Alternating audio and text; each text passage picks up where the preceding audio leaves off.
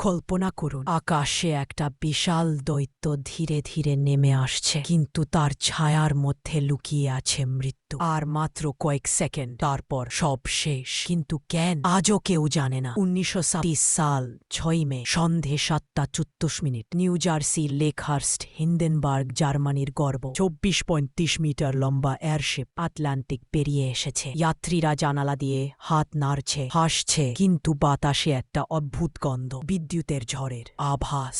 কিছু একটা ভুল হতে চলেছে। জাহাজটা মাটি থেকে মাত্র 30 মিটার ওপরে। হঠাৎ লেজের কাছে একটা ছোট্ট নীল আলো, যেন কেউ ম্যাচ কাঠি জ্বালিয়েছে। 1 সেকেন্ড, 2 সেকেন্ড, তারপর বুম! হাইড্রোজেন গ্যাসের সমুদ্রে আগুন ছড়িয়ে পড়ল। চিৎকার, ধোঁয়া, আগুনের গর্জন। এটা দুর্ঘটনা নাকি কেউ ইচ্ছে করে করেছে? মাত্র 34 সেকেন্ড, বিশাল জাহাজটা জ্বলন্ত মশাল হয়ে মাটিতে আছড়ে পড়ল। যাত্রীরা লাফিয়ে পড়ছে। কেউ বেঁচে গেল, কেউ চিরকালের জন্য হারিয়ে গেল। 36টি প্রাণ আর একটা প্রশ্ন, যার উত্তর আজও কেউ দিতে পারেনি। আর সেই জ্বলন্ত ছাইয়ের মধ্যে মানুষের অহংকার চিরকালের জন্য পুড়ে ছাই হয়ে গেল। হিন্ডেনবার্গ একটা নাম যা আজও রাতের আকাশে জ্বলে।